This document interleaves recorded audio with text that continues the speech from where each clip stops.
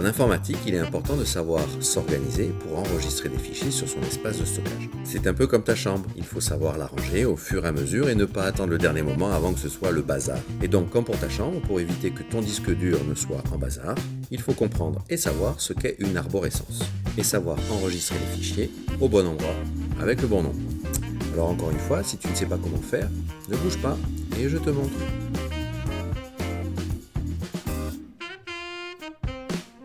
Une arborescence informatique est une organisation hiérarchique des fichiers classés dans des dossiers et dans des sous-dossiers, le tout enregistré sur un espace de stockage, que l'on appelle également un lecteur.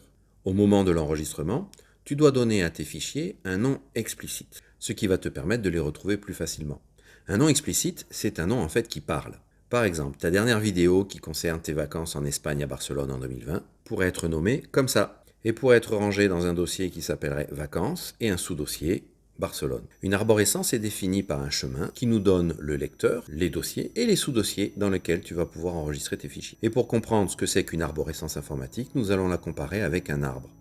Alors un arbre à la base est composé d'un tronc, qui dans notre comparaison correspond à une surface de stockage ou à un lecteur d'enregistrement. Dans ton ordinateur, il peut y en avoir plusieurs. Pour les différencier, ils sont repérés par une lettre et un pictogramme. Le lecteur qui contient le système de ton ordinateur, qui est le plus souvent Windows, est toujours repéré par la lettre C. Chez toi, sur ton ordinateur perso, ce lecteur peut également stocker des fichiers, mais pas au collège, car nous le réservons à Windows. Le lecteur A, comme le lecteur B, non représenté ici, ne sont plus utilisés. Ils correspondaient à de vieux formats de disquettes maintenant complètement dépassés. Le lecteur E correspond à des lecteurs plus récents comme les lecteurs de DVD ou les lecteurs de Blu-ray. À partir de la lettre F, tu trouveras les clés USB ou disques durs amovibles que tu peux brancher sur toutes les prises USB de ton PC. Et enfin, les lecteurs P et Q sont des lecteurs de réseau. Regarde bien leurs pictogrammes, ils sont différents des autres. Ces lecteurs ne sont pas installés sur ton ordinateur. En fait, ils se trouvent à l'intérieur d'un autre ordinateur que l'on appelle un serveur de données, qui se situe dans une petite salle sécurisée du collège. C'est sur ces lecteurs que tu devras enregistrer ton travail au collège. Ces lecteurs sont la base des arborescences que l'on trouve dans un système. On dit qu'ils sont la racine d'un enregistrement. Tu trouveras tous ces lecteurs dans l'explorateur de fichiers qui est accessible en bas de ton écran. Ces lecteurs y sont tous regroupés dans un espace appelé ce PC. C'est dans cet espace que tu sélectionnes le lecteur sur lequel tu souhaites enregistrer ton travail. Au collège, tu utiliseras le lecteur F et G qui correspondent aux clés USB du binôme. C'est dans le lecteur P que tu enregistreras ton travail personnel. Et c'est dans le lecteur Q que tu trouves les espaces d'échange et des documents en consultation. Tu remarques que ces deux lecteurs sont dans une zone appelée emplacement réseau, car ils ne sont pas sur ton ordinateur, mais sur le réseau du collège. Maintenant, nous allons voir comment organiser les enregistrements de tes fichiers. Et c'est avec des dossiers que cela va être possible. Pour continuer la comparaison avec notre arbre, il s'agit des branches. Ici, je n'ai représenté que 2 dossiers, mais comme les branches d'un arbre, il peut y en avoir beaucoup. Et dans ces dossiers, il peut y avoir d'autres dossiers, que nous appellerons les sous-dossiers. Ils se trouvent à l'intérieur des dossiers, comme les rameaux qui poussent au bout des branches. Et à l'intérieur d'un sous-dossier, que trouve-t-on? Eh bien aussi un sous-dossier. On va s'arrêter là, car le sous-dossier n'existe pas. On parle de sous-dossier à partir du moment où un dossier se trouve dans un autre dossier. Enfin, au bout de ces dossiers et de ces sous-dossiers, nous trouvons les fichiers que tu souhaites enregistrer. Sur notre arbre, il s'agit des feuilles que l'on trouve au bout des rameaux, que l'on trouve au bout des branches, que l'on trouve au bout du tronc. Tu imagines combien il peut y avoir de feuilles dans un arbre? Eh bien, c'est comme tes fichiers, il peut y en avoir beaucoup. Alors comment faire pour retrouver le bon fichier là-dedans? Eh bien simplement en étant rigoureux et organisé.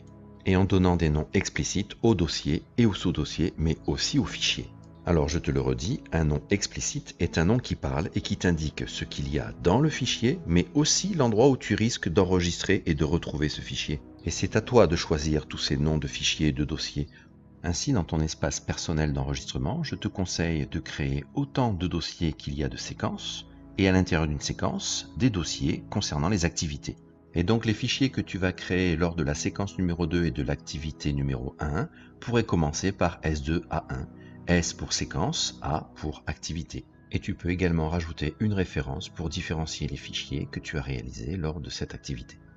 Alors comment enregistrer un fichier au bon endroit? Eh bien c'est très souvent depuis le menu Fichier que l'on trouve toujours en haut à gauche des différents logiciels que cela est possible. Là, tu y trouveras la commande Enregistrer sous. Et la première chose à faire avant de donner un nom à ton fichier, c'est de choisir l'endroit où tu souhaites l'enregistrer. Et c'est ce que l'on appelle le chemin qui va te permettre de connaître cet endroit. Un chemin est une suite d'informations qui indique dans l'ordre le lecteur d'enregistrement, les dossiers, les sous-dossiers pour arriver enfin jusqu'à ton fichier. Pour suivre un chemin d'enregistrement, il suffit donc de cliquer d'abord sur le lecteur, puis le dossier, puis les sous-dossiers successifs. La deuxième chose à faire, c'est de choisir le nom du fichier, mais ça nous avons vu comment.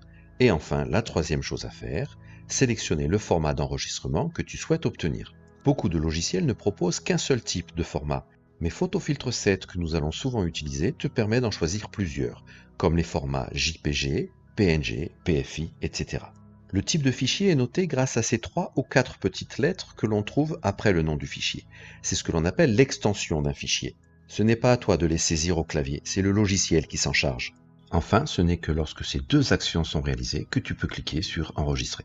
Mais alors comment faire pour récupérer un fichier sur un ordinateur qui ne se trouve pas sur le réseau du collège? Eh bien c'est possible si cet ordinateur est relié à Internet qui est le réseau mondial. Nous l'étudierons l'année prochaine en 4e, mais ce que l'on peut déjà dire, c'est que pour nous y relier, il nous faut un routeur qui accède à Internet grâce à des câbles téléphoniques. Alors imaginons que l'on veuille accéder à notre espace numérique de travail, le NT Argos.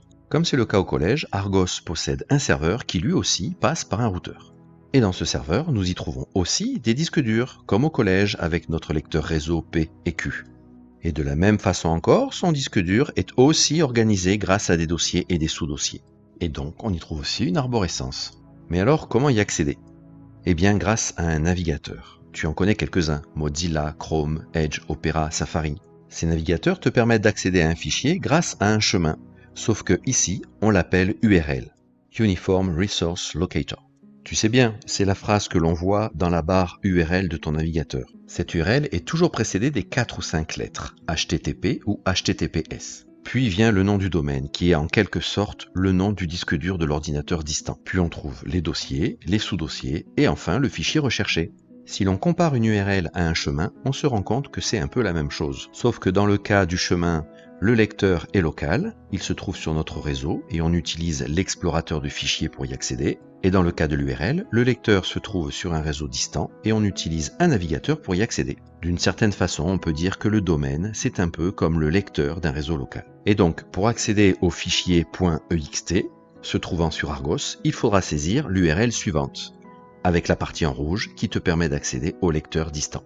Voilà, c'est à toi et à ton équipe maintenant de suivre les consignes de l'activité que tu trouveras sous cette vidéo pour commencer à organiser votre propre arborescence de fichiers. Bon courage!